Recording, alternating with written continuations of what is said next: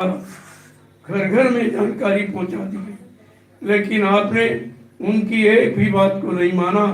तो अभी क्या, जो आगे मुसीबत आने वाली, उस भारी मुसीबत में, उस भारी बीमारी में आप अपने आप को बचा नहीं पाओगे। बाबा जी ने पहले कहा कि 12 कोस पर कोई एक चिराग जलता नजर आएगा, इतनी जनानी हो जाएगी, इतने मकान खाली पड़े रहेंगे, कोई रहने वाला दिखाई नहीं देगा।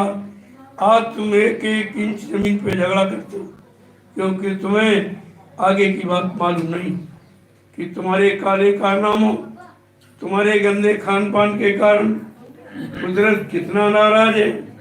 वो नाराजगी में क्या क्या करने जा रही, ये आपके अंदर कोई इसकी जानकारी नहीं। महात्मा यही जानकारी आपको देते हैं और बराबर बताते रहते। आप नहीं मानोगे तो तुम जानो, तुम्हारा काम जाने, लेकिन कोई ये नहीं कर सकता कि ये भयानक बीमारी की जानकारी हमको किसी ने दी नहीं थी। और तो आपको 10 जुलाई 1952 से बाबा जय गुरुदेव जी महाराज 2012 तक बराबर जानकारी दी, तब तुमने कोई जानकारी नहीं, मेरी बात को नहीं मानोगे तो मैं ऐसी नाजी बना के खड़ी कर दूंगा और कुछ दिनों के लिए जैसे दूर चला जाऊंगा। तुम इतनी जल्दी हमको पहचान भी नहीं पाओ। मैं अपना काम तुम्हारे सामने करूंगा और करके दिखाऊंगा, लेकिन तुम पहचान नहीं। पहचान करना, जब तुम पहले नहीं पहचान पाए, मथुरा जाते रहे, कानपुर में कितने बड़े बड़े कारकुन, फूलबाग की घटना तो यही की मशहूर है, कौन नहीं जानता, और किसने नहीं देखा और किसने नहीं सुना, लेकिन माना किसी, कोई नहीं मान पाया। नहीं मानोगे तो परिणाम बुरा सबका। ये नहीं, पिछला इतिहास भी आपको बताया, जब जब सच्ची अच्छी बात समझाने बताने वालों की नहीं मानी गई, तब तक विनाश हुआ। तो विनाश की स्थिति तो तैयार आपने कर दी है, क्योंकि तुम्हारी समझ में सच्ची अच्छी बात महात्माओं की नहीं आती। विनाश काले विपरीत बुद्धि, जब विनाश होने को होता है तो मानव की बुद्धि विपरीत दिशा में काम करने लगती।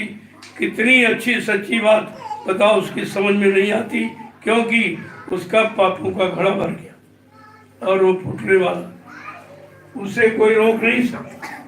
हाँ, अगर महात्माओं की मान लो तो मुसीबत कम हो जाएगी, बीमारी कम हो जाएगी, परेशानी कम हो जाएगी, लड़ाई झगड़े कम हो जाएंगे, दुर्घटनाएं कम हो जाएंगी, अकाल मौतें कम हो जाएंगी। उनके द्वारा ये तो आपका भला हो सकता, लेकिन जब मानोगे नहीं तो ये तुम्हारा भला इस सृष्टि में कोई नहीं कर सकता। तुमने सब कुछ करके देख लिया, कितने दिनों से पूजा पाठ कर रहे हो, 3 युग निकल गए पूजा करते करते, भाई क्या मिला?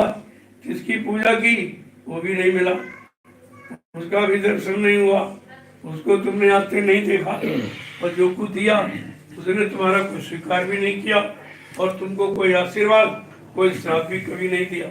तो जब कोई काम तुम्हारा हो नहीं रहा, आदमी जब काम नहीं होता तो उस काम को बंद कर दिया, वहां से हट जाता कि भाई हमारा काम नहीं हो रहा, हमें फायदा नहीं हो रहा, हमें कुछ मिल नहीं रहा, तो आदमी काम बंद कर दिया।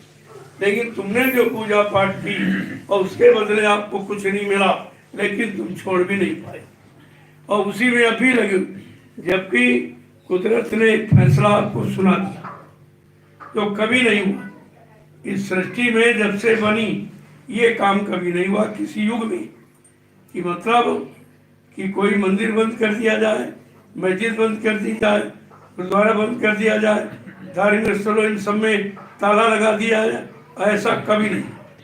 वो भी आपके सामने हो गया, तुम फिर भी नहीं समझ पाए। अगर देवी देवता बैठे होते तो ताला बंद करने देते, कोई न कोई अपनी शक्ति का परिचय जरूर देते। अगर इसमें होते तो ये तो साफ जाहिर हो गया, इसमें कुछ नहीं। तो तुम ये कहते हो कि धर्मशास्त्र, वो भी आपने नहीं पढ़े। धर्मशास्त्रों में लिखा कि नाहम बसामी वैकुंठे योगिना हृदय नचा मम भक्तो यत्र गांति तत्र तिष्ठामि नारद। हे नारद, मैं यहाँ कहीं नहीं बैठा जहाँ तुम हमको खोजते हो, न पानी में, न कागज में, न पत्थर में, न तीरथ में, न मूरत में। हम तो तुम्हारे मनुष्य मंदिर के अंदर आत्मा रूप में बैठे, आत्मा रूप में मैं सबके अंदर बैठा। तो आत्मा तो सबके पास है, आत्मा में कोई जात पात तो होती नहीं, और आत्मा में कोई मतभेद नहीं होता। ये सब विचार करना चाहिए, जात पात कहाँ से ले। महापुरुषों ने तो कहा, अरे भाई जात पात पूछे नहीं कोई, और हरि का भजन स्वर का हो। भक्त की कोई जाति नहीं, भगवान की कोई जाति नहीं, गुरु की कोई जाति नहीं, शिष्य की कोई जाति नहीं। ये तो यहाँ रहा नहीं। इसीलिए महापुरुषों ने समझा के कहा, जात पात पूछे नहीं कोई, हरि का भजन स्वर। जो भगवान का भजन करता है उसकी कोई जाति नहीं, क्योंकि वो भक्त है। भक्त की कोई जाति, भक्त तो भगवान का होता है और भगवान भक्त के होते। जब उनका रिश्ता पक्का हो जाता है तब उसकी भक्ति फलीभूत होती, ये आशीर्वाद होता है। जब किसी चेतन के द्वारा चेतन ज्ञान प्राप्त करोगे, और चेतन ज्ञान तुमको चेतन करेगा, यानी जगाएगा और होश में ले आएगा। जीवात्मा भी तुम्हारी चेतन, शरीर तो जड़ है। तुमने जड़ शरीर से जो पूजा की, जड़ पूजा, क्योंकि शरीर खुद ही जड़। अगर जीवात्मा निकाल दो, ये शरीर 1 मिनट में मुर्दा हो जाए। शरीर तो मुर्दा ही है, ये जड़ ही है। चेतन जीवात्मा के कारण ये चलता फिरता, उठता बैठता नजर आता। इतनी छोटी बात अभी तक समझ में नहीं आई। तो कहते भाई शरीर चेतन है, तो हमने जीवात्मा निकल गई, फिर ये शरीर को मुर्दा क्यों कहते हो, मिट्टी क्यों कहते हो? कहते इसको घर में नहीं रखेंगे, इसको गाड़ी मतलब चला देंगे, इसको गाड़ देंगे, फिर ये क्रिया उसके साथ क्यों करते? क्या चेतन के साथ कोई ये क्रिया करेगा? यानी जिंदे के साथ कोई ऐसी क्रिया करेगा? वो तो मुर्दे के साथ की जाती। इसका मतलब जीवात्मा के कारण हम जीवित हैं, जीवात्मा निकल जाएगी, हमारा जीवन समाप्त हो जाएगा। इतनी छोटी बात ज्ञानी ध्यानियों ने भी अभी तक ज्ञान लगा के, ध्यान लगा के, योग लगा के यही नहीं सिद्ध कर पाया, यही नहीं सोच पाया कि हम जड़ है कि चेतन। जबकि रामचरितमानस कहती, जड़ चेतन ग्रंथ पड़ गई, यद्य मरखा छूटत कर। यदि झूठ है, फिर चेतन की गांठ लगी, मरखा माने झूठ है, लेकिन तुम से खोल नहीं सकते। इंसान के बस की बात नहीं है इस गांठ को खोले। गांठ वही खोलेगा जिसने अपनी गांठ को खोल लिया है, अलग कर लिया है। ऐसा संत महात्मा फकीर कोई मिल जाएगा तो तुम्हारी भी गांठ को खोल देगा, तुमको भी स्वतंत्र कर देगा, तुम भी आज़ाद हो जाओगे, तुम्हारी भी जीवात्मा घर जाएगी। ऐसे हो जाने वाली नहीं है जैसे तुम तीरथ मूरत में इधर उधर खोज करके ढूंढ करके। कितने युग निकल गए, कितने लोगों का जीवन निकल गया, आज तक कुछ नहीं। परेशानी, मुसीबत, बीमारी, महामारी, लड़ाई झगड़ा, दैवी प्रकोप, दुर्घटनाएं, अकाल मौत, इसके सिवा कुछ दिखाई ही नहीं देता। क्या पूजा करने से ये मिलता है? क्या पूजा करने से परेशानी मिलती कि परेशानी जाती? तुमने परेशानियां चली जाए, मुसीबत चली जाए, बीमारी चली जाए, झगड़े चले जाए, इसलिए आपने पूजा की और पूजा करते रहे, ये सब बढ़ गया, ये सब बढ़ गया और निरंतर बढ़ती चली जा रही। इसके पर किसी की बुद्धि नहीं काम, चाहे राजा हो, चाहे रंग हो, चाहे विद्वान हो, चाहे अज्ञान हो, किसी की बुद्धि नहीं काम कर रही कि आखिरकार ये बीमारी महामारी की जाएंगे कैसे।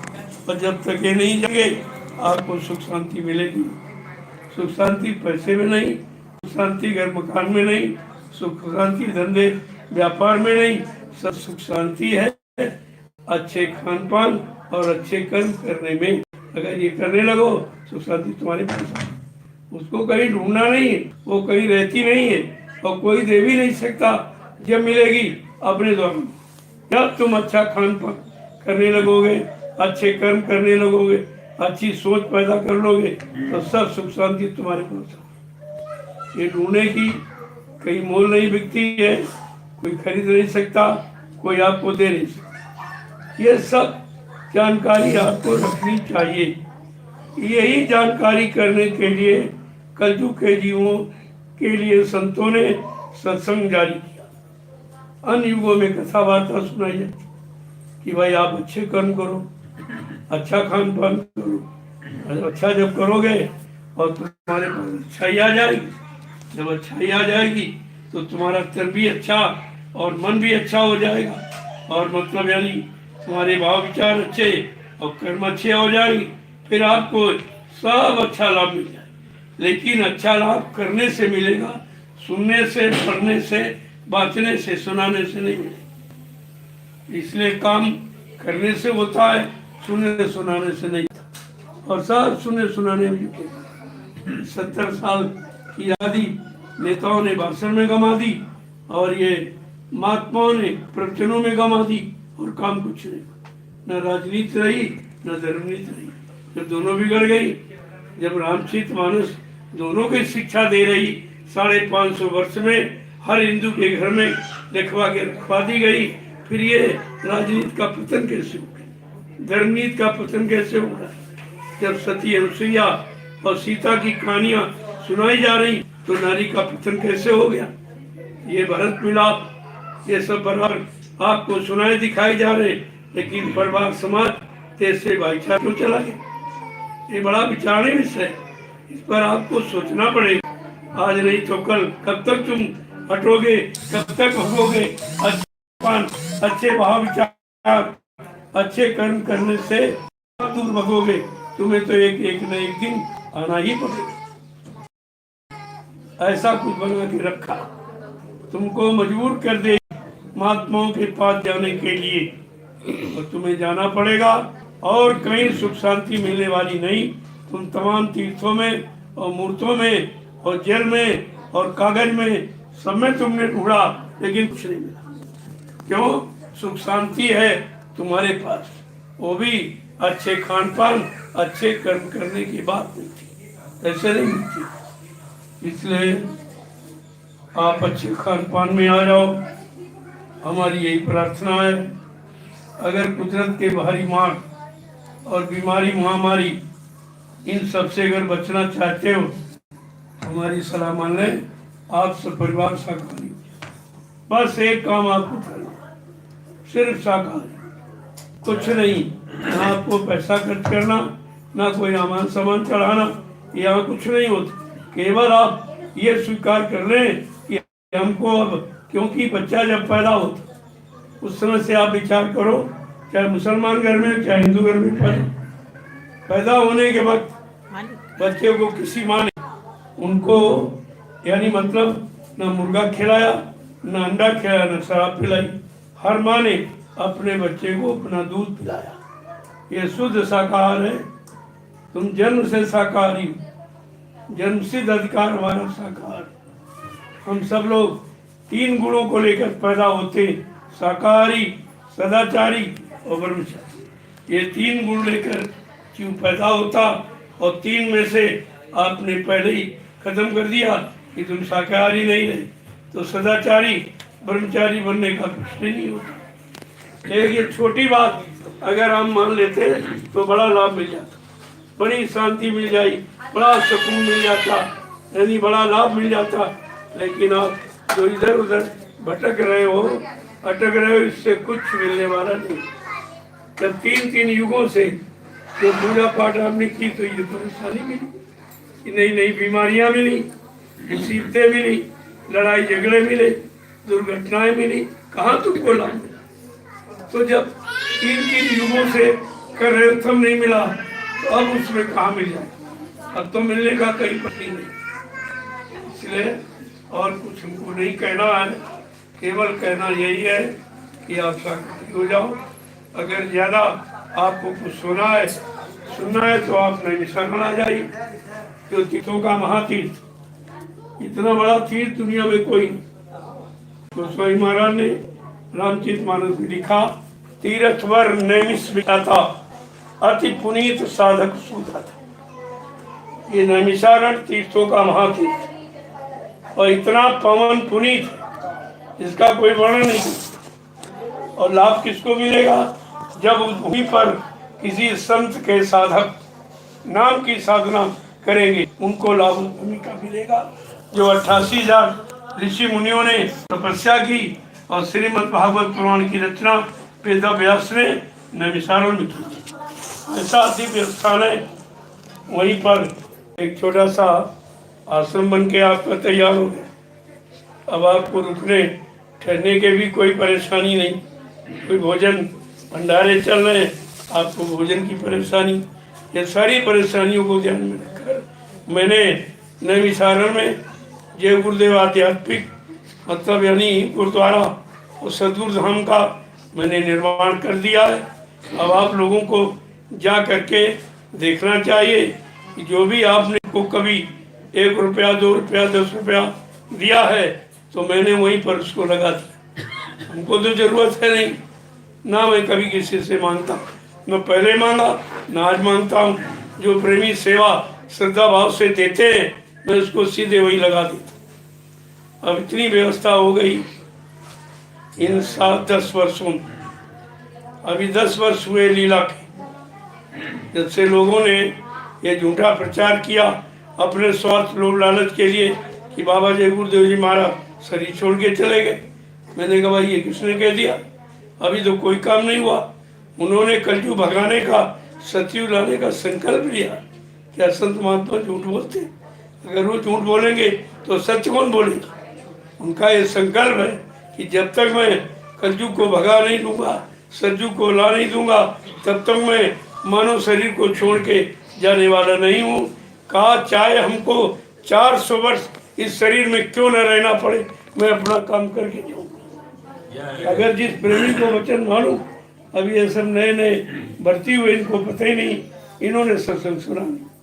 ये सब 80 की भक्ति है और सत्संग 10 जुलाई 1952 से सुना है। इनको ये भी नहीं पता पहले क्या सुनाया गया, क्या भविष्यवाणियाँ बाबा जी ने की, क्या आगाह किया है, कौन कौन से इशारे किए, इन्हें कुछ नहीं मालूम। ये सब प्रचार उनका, मैंने इनका प्रचार सब काट दिया। मैंने अकेले ही 10 वर्षों में पूरे हिंदुस्तान में घूम घूम कर ये पूरा प्रचार कर दिया, पूरी जानकारी दे दी और एक भव्य आश्रम बना के तैयार कर दिया नैमिषारण्य में। और एक दूसरा आश्रम वहाँ से 20 किलोमीटर मिश्रिक में करमशाला में आपका तैयार हो गया है ज्ञानाश्रम के नाम से। 2 आश्रम बन गए। जय गुरुदेव, जय गुरुदेव,